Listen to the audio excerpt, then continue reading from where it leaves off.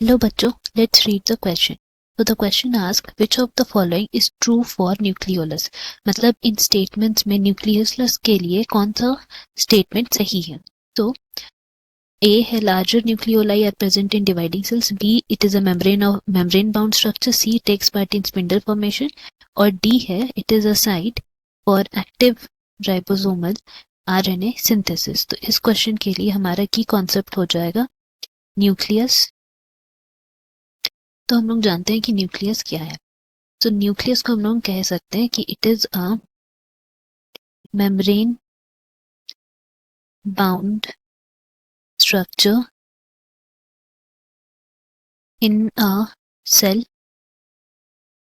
जो कि हम लोग को यूकैरियोटिक सेल्स में मिलता है. तो यहाँ पे हम लोग ऐड कर सकते हैं कि इन यूकैरियोट्स, एंड यहाँ पे न्यूक्लियस को हम लोग बोल सकते हैं एज अ स्ट्रक्चर और दी organelle which contain all the genetic information. इसीलिए जब भी सेल डिवीजन होता है तो ये न्यूक्लियस बहुत इंपॉर्टेंट रोल प्ले करता है. नाउ हम लोग बात करते हैं न्यूक्लियोलस की. सो न्यूक्लियोलस को हम लोग डिफाइन कर सकते हैं as a spherical structure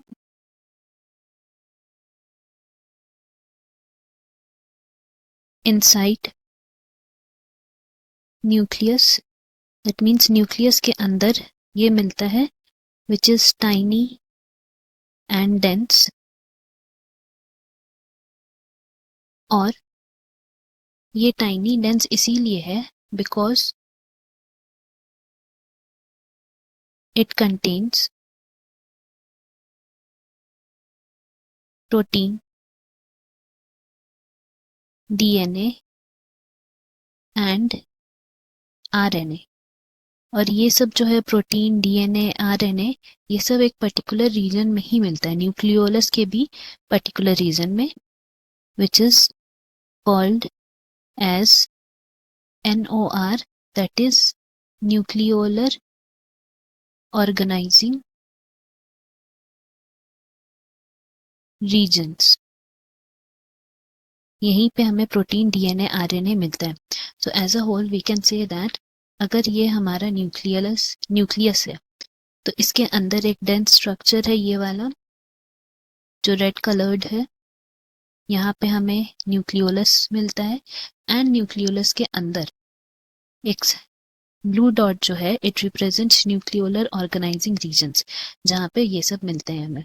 and nucleolus का मेन फंक्शन अगर हम बात करें then we can say that it is mainly used for the site of transcription and processing of ribosomal RNA and its assembly for the process of biogenesis. ये जो न्यूक्लिया है ये basically participate करते हैं the formation of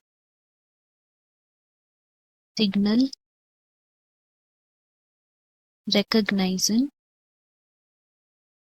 particles, and they also respond to